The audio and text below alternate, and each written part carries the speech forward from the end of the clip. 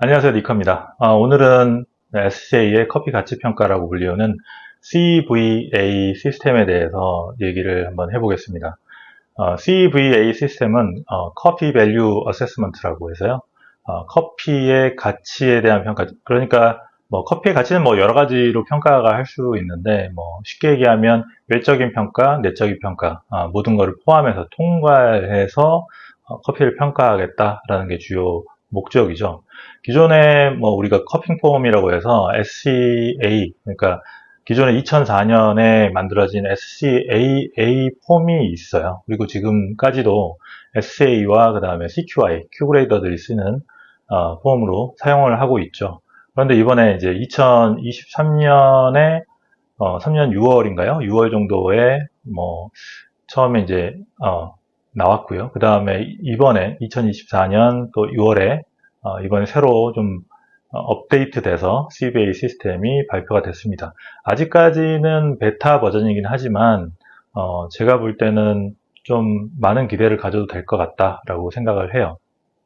기존에 제가 이제 2020 년도, 그러니까 코로나 때죠. 코로나 때 2021년, 2년 그 정도에 CVA에 대해서 잠깐 얘기를 들었었는데 사실 그때는 뭐 그렇게 믿음이 가지는 않았어요. 왜냐하면 소위 얘기하는 기존의 SCAA의 커핑폼과 그 다음에 또 현실적으로 이제 많이 쓰고 있는 COE의 커핑폼 두 가지 커핑폼이 존재했기 때문에 뭐 기존에 이제 SCAA 커핑폼 같은 경우는 COE와 비교를 하면 저 개인적으로는 사실 COE 커핑폼이 훨씬 현실감이 있다라고 볼 수가 있었어요.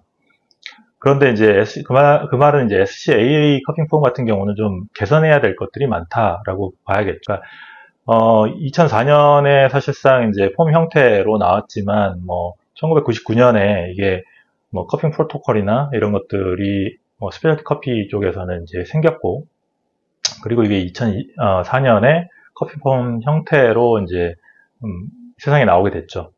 그런데 이제 사람들이 이제 커핑 특히 뭐 Q 그레이더 쪽에서도 그렇고 다들 커핑 폼에 대해서 100% 만족은 하진 못했어요. 그리고 이게 세월이 거의 뭐 20년 가까이 지났죠, 지금은. 그렇기 때문에 트렌드가 사실 몇 번은 바뀌었죠.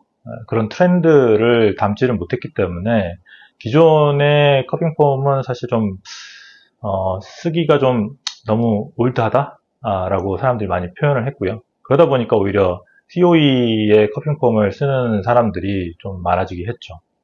그런데 이번에 이제 SCA에서 본격적으로 이 CVA를 만들어서 이 CVA 안에서 이제 커핑폼 자체를 새로 개발을 했죠. 디자인을 새로 다 했고요.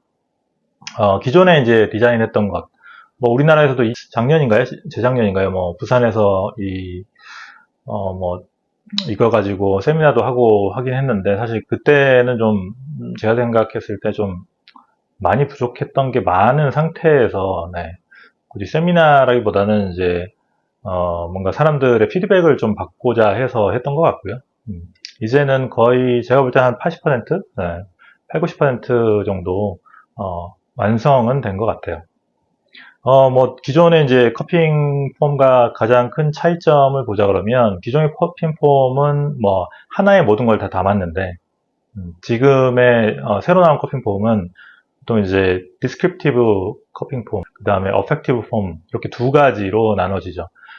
디스크립티브 폼 같은 경우는 기존의 커핑 폼에서 attribute이라고 하는 얘네가 가지고 있는 캐릭터라든가 이런 것들, 그 다음에 강도 이런 것들만 이제 쏙 빼가지고 적을 수 있게 한 게 이제 디스크립티브 폼이라고 하고요. 뭐 이거에 대해서 뭐 정성적, 뭐 정동, 뭐 이렇게 한국말로 얘기하는데 제가 볼 때 그게 더 헷갈리는 것 같아요. 그래서 오히려 그냥 영어로 쓰는 게 훨씬 의사소통에 있어서는 편할 것 같다. 그래서 descriptive form 같은 경우는 그런 것들을 담고 있고요. 그 다음에 affective form 같은 경우는 실질적으로 이제 커퍼가 느낀 것들, 느껴서 이게 좋다, 안 좋다, 이게 좋은 것다, 아니면 뭐 이게 별로다, 이런 퀄리티에 대한 것들을 평가하는 거 내용을 넣겠죠. 기존에 점수를 주는 것, 그거를 이제 여기다 넣었죠. 그러니까 기존에는 점수를 주는 것과 그 다음에 그 커피에서 느끼는 그런 캐릭터들을 한 시트에서 다 다루게 되어 있는데, 지금은 이걸 이제 두 개로 나눴어요. 이번 버전에서는 당연히 이제 이 디스크립티브와 어펙티브를 하나로 만든 컴바인 폼이 나오긴 했습니다. 두 개 다 합쳐진 폼이 나오긴 했는데, 뭐 그렇다 쳐도 어쨌든 결정적으로는 이 두 가지가 이제 나눠졌다. 뭐 옛날에 한번 그 담당자한테 그 취지에 대해서 한번 물어보긴 했었는데, 취지는 되게 간단해요. 뭐냐면 사람이라는 게 이제 객관성과 주관성을 갖고 있기 때문에, 그 객관성과 주관성에 있어서 그 커퍼의 사실상 주관성을 조금 배제한다기보다는, 어차피 커피는 이제 사람이 먹는 거고 커퍼도 이제 사람이기 때문에 그 사람의 주관성을 조금 따로 빼서 평가를 해보는 게 좋지 않겠냐라고 해서 사실 이 폼이 두 개로 나눠졌고요. 사실상 그 취지로 시작을 했고, 그리고 이 두 가지가 기본적인 취지에 있어서는 굉장히 잘 했다라고 생각을 해요. 근데 이제 이거 두 가지를 정확히 나누기가 쉽지 않겠죠. 왜냐면 어떤 게 주관적이고 어떤 게 객관적이냐, 이렇게 한다면 경계를 분명하게 나눌 수는 없죠. 네. 그래서 사실 폼에서 보면 이거는 사실 캐릭터를 찾는 건데 이건 좀 주관적이지 않을까? 네. 점수를 주는데 이건 좀 객관성이 동반돼야 되지 않을까? 이런 것들은 있어요. 그런 것들은 사실상 이 폼을 계속 쓰면서 업데이트를 시키고 좀 개선을 해야 되죠. 그리고 특히 이제 어펙티브 폼 같은 경우는 이제 점수 체계가 주기 때문에, 이 점수에 있어서 80점을 기준으로 한다 했을 때, 이거를 세부 점수를 어떻게 할 거냐, 세부 점수를 줄 거냐, 만들 거냐, 아니면은 이대로 갈 거냐, 이대로 갔을 때 점수의 폭이 커지는 걸 어떻게 해결할 거냐, 이런 것들을 좀 많이 논의를 해야 될 것 같아요. 그러니까 한마디로 이제 개발 단계에서는 거의 끝난 것 같지만, 사실상 이걸 실용화해서 사용하는 단계에 와 있다. 그래서 이거를 실질적으로 현실적으로 사용을 해봤을 때 이 폼이 현실에 맞느냐, 좀 개선이 더 필요하냐, 그렇기 때문에 아직까지는 베타 버전인 것 같고요.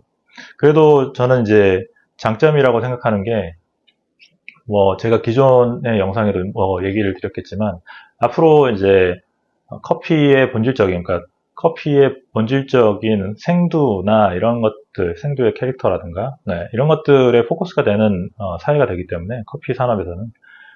그러다 보니까 제가 앞에서 얘기했다시피 바리스타 직업보다는 로스터나 커퍼 쪽으로 그 전문성이 더 갈 것이다. 좀 더 사람들 선호도가 더 가고 그쪽에 인력들을 더 많이 필요할 것이다 라고 이제 얘기한 게 바로 이런 것들 때문이고요. 그리고 이제 COE 같은 경우도 사실상 CQI 같은 경우는 SA와 최대한 이제 베이스를 똑같이 하기 위해서 이 커핑 폼이 이제 나오면 같이 아마 사용을 할 거예요. 그런데 이제 이번에 또 그 WCO에서 SA 담당자들과 그 다음에 COE를 주관하는 에이스죠. 에이스 담당자들이 또 만나서 여기에 대해서 이제 MOU를 체결을 했어요.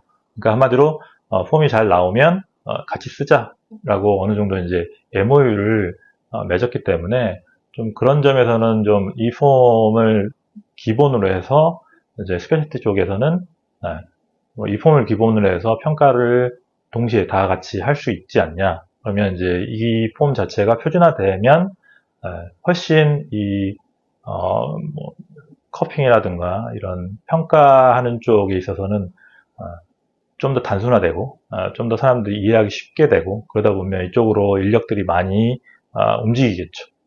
그렇게 될 것이다 라고 생각을 합니다. 네, 오늘은 거기에 대해서 간단하게 봤고요.